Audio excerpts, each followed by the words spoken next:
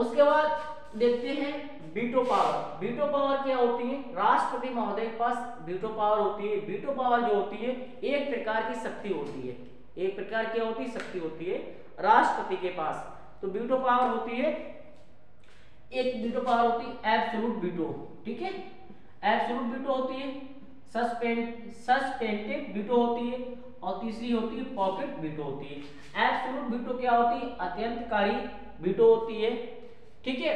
अब इसमें क्या होगा? कोई प्रस्ताव है, कोई प्रस्ताव यहां से पास होके गया, लोकसभा से पास हुआ और राज्यसभा से पास हुआ, कोई प्रस्ताव है, ठीक है, बिल है, वो लोकसभा से पास हो गया और राज्यसभा से पास हो गया।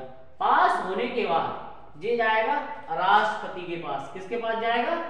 राष्ट्रपति के पास जाएगा। किसके पास जाएगा? राष्ट्रपति के पास जाएगा।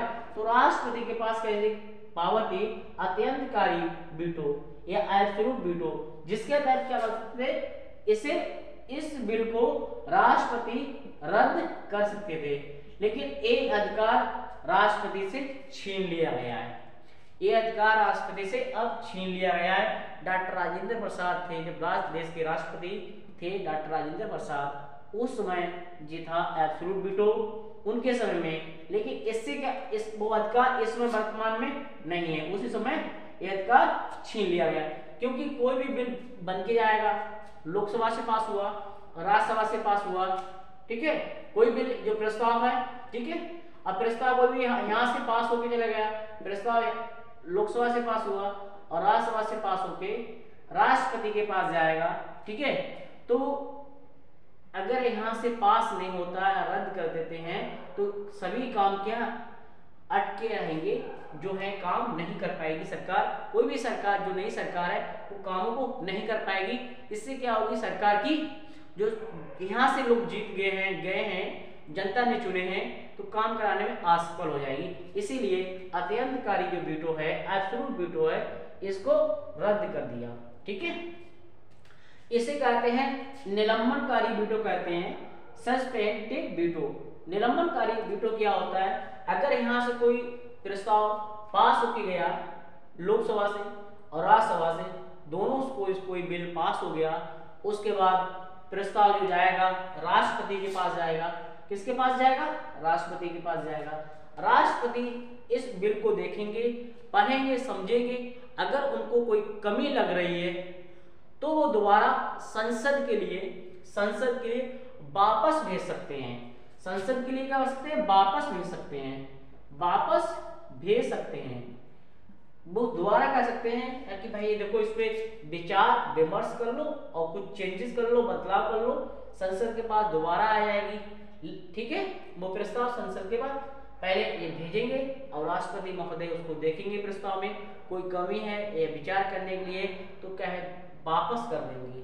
किसको? प्रस्ताव को वापस कर देंगे, सदन में आ जाएगा और विचार विमर्श के लिए कह देंगे।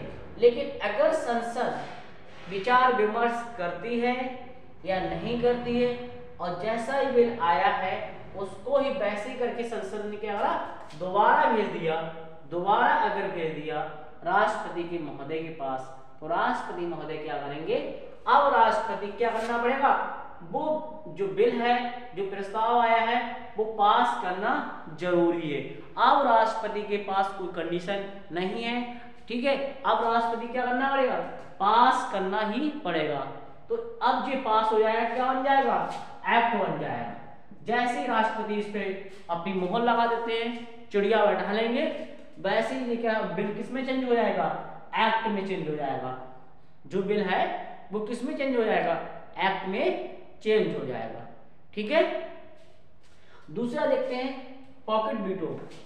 पॉकेट वीटो की बात की जाती है तो कोई भी यहाँ से प्रस्ताव, अगर यहाँ से देखते हैं लोकसभा है, राज्यसभा है, तो यहाँ से प्रस्ताव पास हुआ, कोई बिल है, यहाँ से भी पास हो गया, दोनों जगह से बिल को पास किया गया।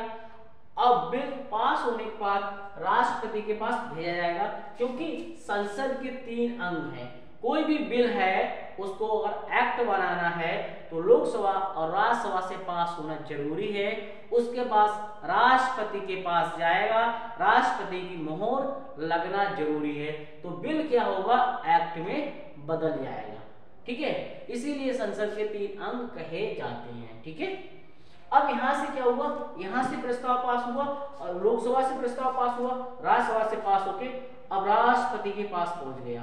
किसके पास पहुंच गया, राष्ट्रपति के पास पहुंच गया।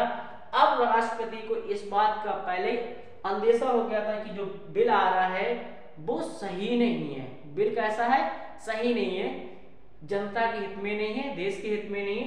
तो राष्ट्रपति क्या कर सकता है, जेबी वीटो लगा सकता है।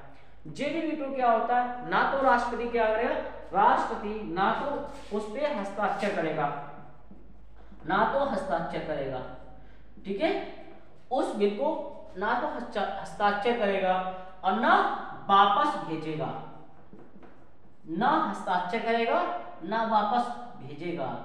उस कंडीशन क्या होता है, पॉकेट वीटो कहा जाता है कि राष्ट्रपति जो है ना उसका जवाब देता है ना उस पर हस्ताक्षर करता है, अपनी जेब में रख लेता है।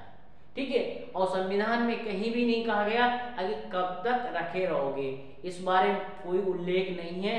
तो एक बिल ऐसे समझ लीजिएगा कि उसका कुछ अता पता नहीं है कब तक रहे। जैसे एक जब इसकी घटना पॉकेट वीटो की यूज किया था ज्ञानी जैल सिंह ने, ज्ञानी जैल सिंह थे, राष्ट्रपति थे, उन्होंने इसका यूज किया था डाक संशोधन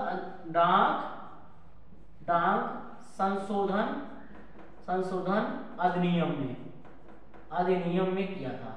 ठीक है, डाक संशोधन अधिनियम में किया था।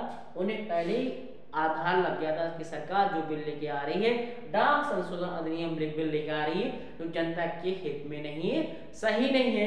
तो इसीलिए उन्होंने क्या करा, जेबी वीटो का, पॉकेट वीटो का यूज करके इस बिल को अपने पास रख लिया। ठीक है।